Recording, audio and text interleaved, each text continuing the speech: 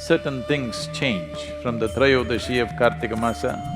Traditionally, they created a science as to how one should behave. So, the significance of the festival has largely been ignored. It is time to bring this back so that you don't sink down. Do not become susceptible to various negative forces which are always working upon us.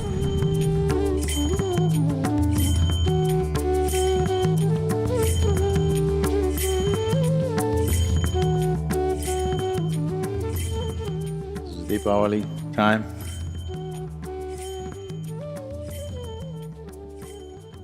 What is the significance of this? This is a festival which always comes in the month of Kartika as per the lunar cycles on the 13th day, which is called as Trayodashi. The 13th day of the Kartika month is the festival.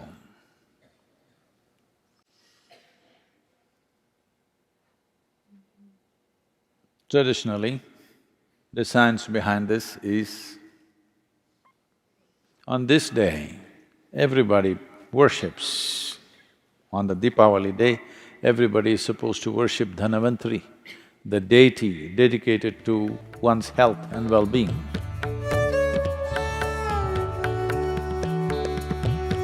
Today the word Dhanvantri has almost become synonymous with a doctor.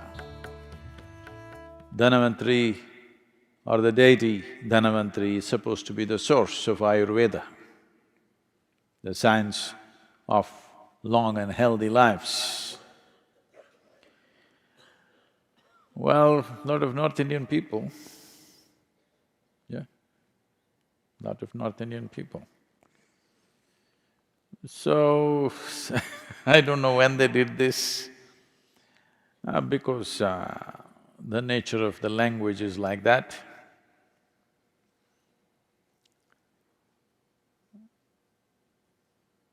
In northern India, most people speak Hindi language and the last syllable, they'll cut it off. If you say Dhyana Lingam, they'll say Dhyana Ling. If you say Shiva, they'll say Shiv. If you say Rama, they'll say Ram. The language has the habit of cutting off the last syllable always, almost everything. Krishna, Krishna.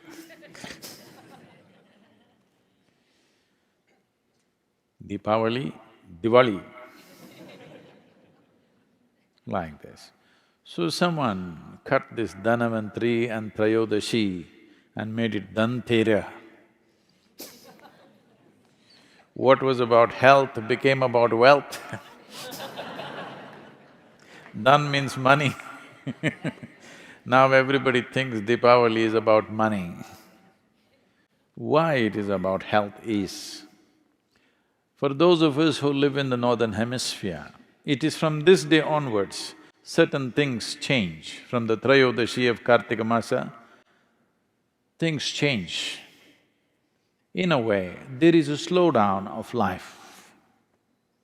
So for the winter months, what you should do with yourself, what time you should wake up, what you should eat, how your food habits should change, how your practices should change, for all this, traditionally they created a science as to how one should behave to pass through winter months without getting sick, without getting depressed, without losing your sense of balance and purpose in life. How to do this? For this, there was an entire science. Lighting of lamps and bursting of crackers was one of those things, so that you don't slip into a slowdown. There is genetically, there is a dimension, the evolutionary memory within us thinks that as winter months come, whether it actually got cold or global warming kept you warm, that's not the point. The changes have happened. The distance between the planet and the way the planet and the sun are positioned has changed. Because of that, slowdown of life happens.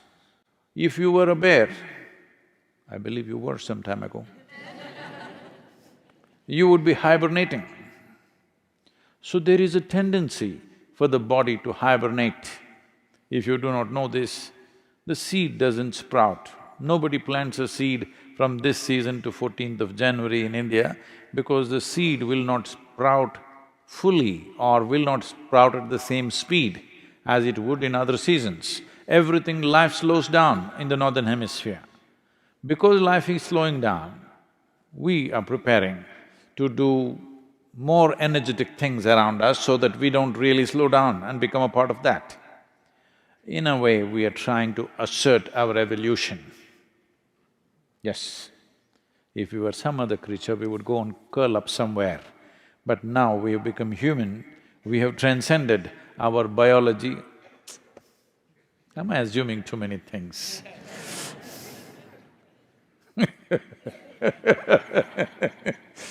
You are supposed to have transcended your biological tendencies. So, to transcend this, there's a whole lot of activity created so that you don't go into a hibernating kind of state. Physically slow down, mentally little bit of depression could easily happen in everybody because the season is like that. In colder countries, definitely people experience this. Huh? Yes or no? Because things have slowed down within you. In the northern hemisphere, not just you, everything has slowed down because our relationship with the sun has changed, which is the basic source of life. The basic source of energy on this planet is sun. Not because you came up with a solar panel, it's always been so. Now, because the northern hemisphere, its relationship with the sun has changed, you're looking away from the sun. There is a slowdown from this month, the 13th day of this lunar month, which is called as the Kartika Trayodashi. So to make up for this, in India there are various things done. From this month onwards, normally, traditionally, the roles of males and females are interchanged at this time. For example, it is a part of daily activity for a woman, not anymore, in rural India still, that first thing in the morning, she cleans the front of her house and draws some geometrical figures. These geometries, today she knows only one design, unfortunately. She keeps putting the same thing, or she got it painted, or she has a template and she puts it. Otherwise, she is supposed to use rice flour and every day, Monday, Tuesday, like this, every day of the week, she is supposed to draw a specific design, geometric design, to attract a certain kind of energy into her home. If it's a full moon day, a certain kind of design. If it's a new moon day, a certain kind of design. So 28 patterns were there, which people knew on which day what to put. So during these months, it'll become the duty of the men to do this. And this is the only month where men are supposed to go out singing on the street in the morning. Early morning, they're supposed to go singing on the street. Even today, a small number of people are doing this. In rural India to some extent, in urban India, once again a little bit of revival is happening. Today we have become very large cities, otherwise if you lived in a village, everybody who lives there needs this beat of drum and music to reverberate in their system so that they don't hibernate, so that their systems don't slow down. So Dipawali is about that. If you cannot see the light, that's why the crackers, so that you anyway wake up. At 4:30 in the morning, they will start bursting crackers all over the town so that everybody wakes up and everybody becomes alive. Because it is important in the winter months that you come up before the sun. The first ray of sun should not hit a blade of grass or some other worm or insect. The first ray of sun must hit you. This is the commitment. That is why before sunrise, everybody is out to receive the first rays of sun upon themselves, not upon the ground. So, the significance of the festival has largely been ignored, but still people are singing a bit and bursting crackers a bit.